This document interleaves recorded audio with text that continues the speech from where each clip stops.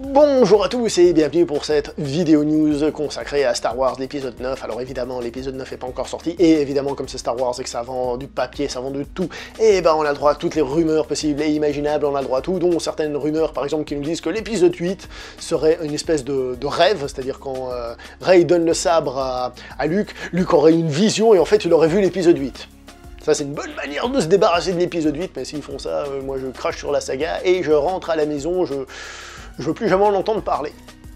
En ce qui concerne la saga Star Wars, je dois vous dire un détail, tout le monde s'en fout mais je préfère quand même déjà leur dire, j'ai plutôt apprécié la saga jusqu'à présent, dans le sens où l'épisode 7 était certes très remake de l'épisode 4, mais pour moi c'était plus un tir d'essai. Bon, on tâte le terrain, on regarde où on en est, on prend ses marques, on rassure un peu tout le monde, voilà, donc moi je l'ai accepté en tant que tel, je suis bon, le film est sympathique à regarder, c'est pas le meilleur film du siècle, il se laisse regarder comme ça gentiment, sans plus. Et maintenant, eh ben, on va voir ce qu'on fait. Et après, moi, le 8, j'ai beaucoup aimé, parce que justement, il se permettait d'aller dans des directions que personne n'avait pris pour Star Wars. Alors, il y en a qui ont détesté le premier parce que c'était que du remake, et il y en a qui ont détesté le 8 parce qu'il faisait partir dans d'autres directions, tout en étant quand même un peu un remake quand même, ça, il faut pas l'oublier.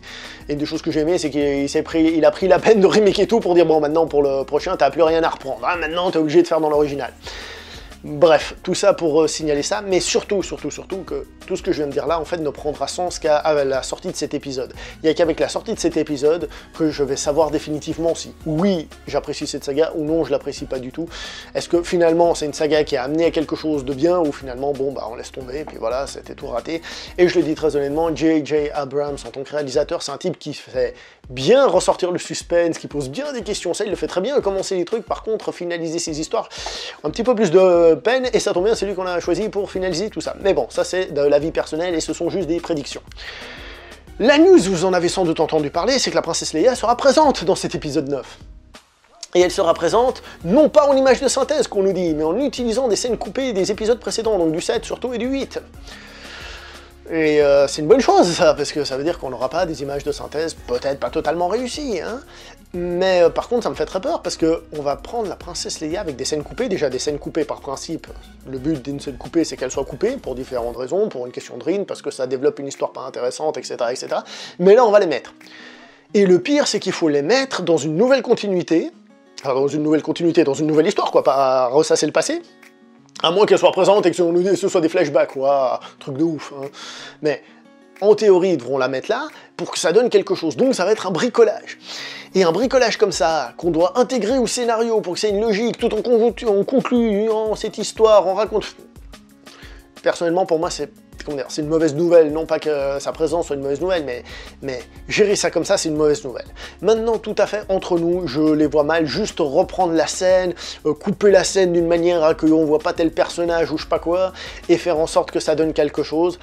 On a beau pas nous le dire, moi je pense qu'il y aura quand même une utilisation d'effets spéciaux, moi ça me paraît logique, hein. Au bout d'un moment ils vont quand même coller la tête sur un acteur juste pour qu'il tourne, ou un truc comme ça à certains moments, histoire de faire que ça match, ou je sais pas trop quoi, que le personnage soit intégré à d'autres personnages, qu'elle parle pas dans le vide, ou je sais pas trop quoi. Ils sont obligés de faire ça à un moment donné. Pour moi, ça me paraît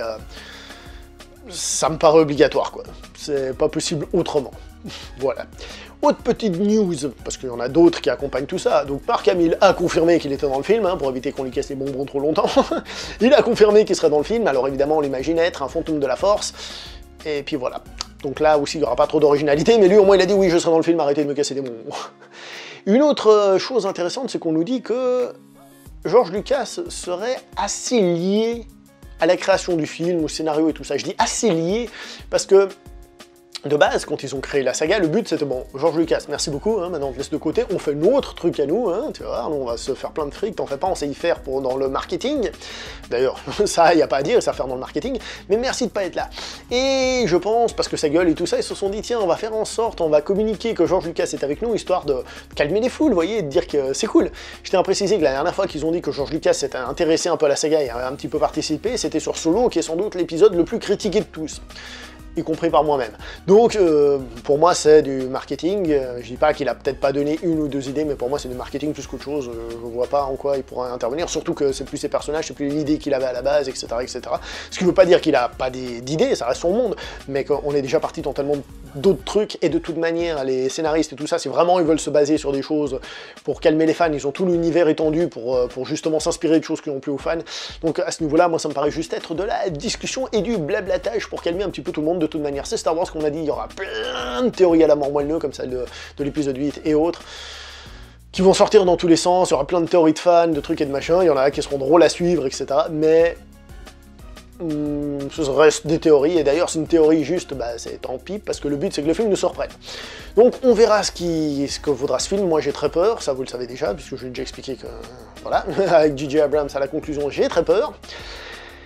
N'hésitez pas évidemment à donner votre avis sur tout ce que je viens de dire là dans les commentaires, parce que c'est quand même le but.